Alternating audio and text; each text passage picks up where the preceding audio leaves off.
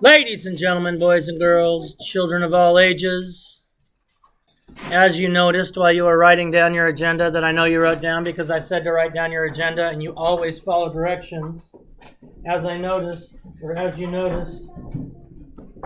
to talk a little bit about dividing decimals by whole numbers, and we're going to talk a little bit about finding factors because you're going to have a finding factors assignment that's found up here on this card. I don't remember how to do finding factors. Well, that's okay. We'll review it real quick after you close your computer.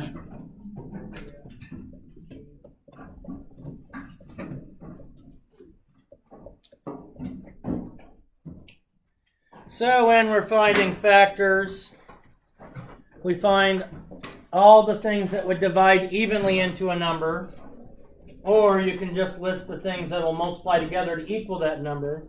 So if we were doing the number 18, what's the one we always start with? 18 times 1. Okay, good. 1 itself times 1. Now we got to think, we've got these divisibility rules we can always use. In the divisibility rule, so is 2 going to divide evenly into 18? Yes. How do I know? Because it's even. Because it's even. So 2 times something is going to go into 18. 2 times what? 9. Okay, you can all just speak. You don't have to raise your hand. What's the divisibility rule for 3? Now, what's the divisibility rule for 3? If the sum of the digits is divisible by 3, what is the sum of the digits in the number 18? 9. So is 18 divisible by 3? Yes. Yes.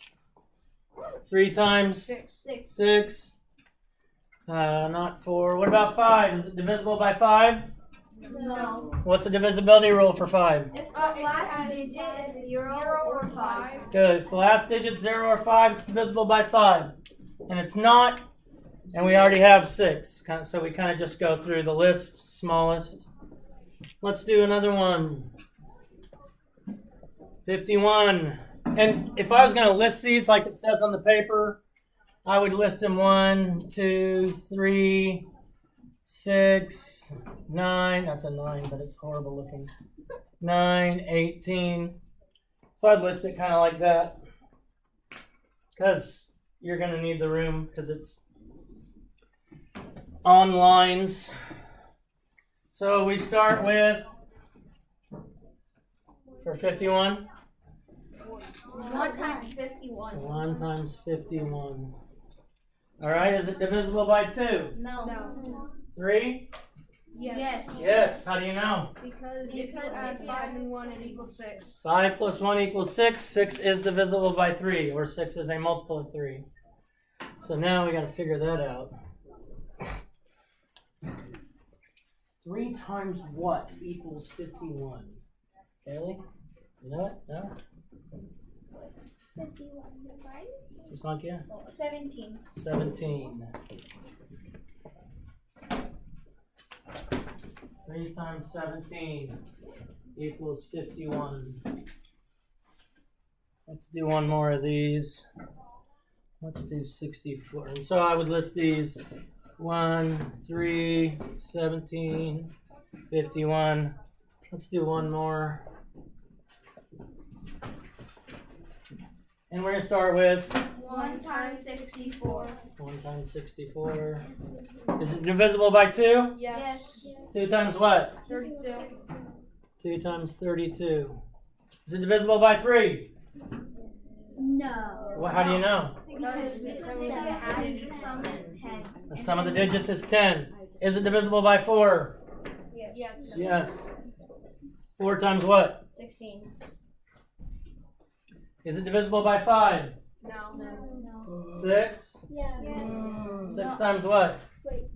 No. Wait, no? Because the rule for 6 is it has to be divisible by both 2 and 3. This isn't divisible by 3.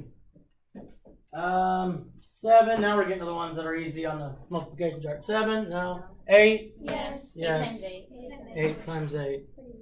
So I'd list these 1, 2, 4, 8, 16, 32, 64. I wouldn't have to list 8 twice. I mean, it's already on there. It's just a factor. It's not 2 factors. It's just a factor.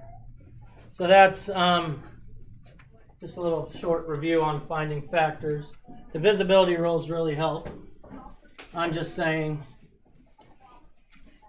Now, if we are dividing whole numbers into decimals, let's take 7.14,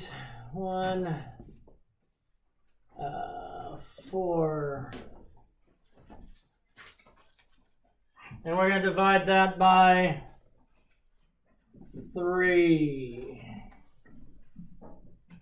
7 1400ths divided by 3. The first thing I'm going to do is I'm going to move my decimal point straight up. I'm done with it. Straight up. Straight up. And then you have a multiplication chart, so I'm not going to make you write down and do the hardest part of division because you already have a multiplication chart you can use. Does 3 go into 7? Yes. Yes, I'm going to have a number there. Got to have one there. Got to have one there. All right, so how many times does 3 go into 7? 2. And 2 times 3 is? 6. Get 1. Bring down the 1. I never bring down the decimal. The decimal, I never touch the decimal after I move it up. How many times does 3 go into 11? 3. 3 times. Not 3. And that's 9. And that's 2. And I bring down the 4. And how many times does 3 go into 24? 8. 8. And 8 times 3 is? 24. 24. 0. All right. Let's take 32. And of course, because Zane always wants me to, I would check it with multiplication. Because it's horrible to get a bad grade on something so easy. Let's take 32 and 6/10 divided by 5. First thing I'm going to do is move my decimal point straight up.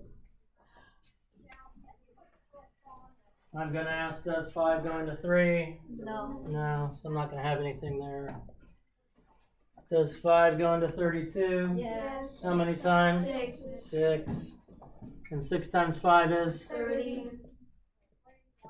And I subtract, I get 2. Notice I don't do anything with the decimal point down here. That'd be crazy. Does 6 go into, or does 5 go into 26? Yes. How many times? 5. And 5 times 5 is? 25. 25. And I subtract and I get a 1. We don't have a remainder. No. You just had a 0. Oh, good. That's why I had you watch those videos. We don't do a remainder in decimals. Nope. It may say round it to the nearest 10th or round it to the nearest 100th. But we can always add zeros back here without changing the value. And if I need to add 3 zeros, I add 3 zeros. You could add 72 zeros. But I picked this problem on purpose just to show you. You would add a 0 there. And how many times does 5 go into 10? 2. 2. And that's 10. And that's 0. So remember, we're not going to have a remainder with these. We'll add a 0, move on. Today, you're not going to have to keep going. It's not going to be that way. Soraya. What if you did so you had 32.6 and then, but you added more than just 1 0 and you added 2 zeros and you made it 100, then would you put 20? No, you wouldn't make it 100. Because once I know that 5 goes into 10, then I take it into 10. Oh, so the lowest taking that? Yeah. And then, Once you subtract, after you bring down, that's when it's got to go in. If it doesn't go in, I put a 0 at the top. Boom, chocolate, peace out, God bless, love you, do something kind today, save the beast, please subscribe, I want to be rich and famous.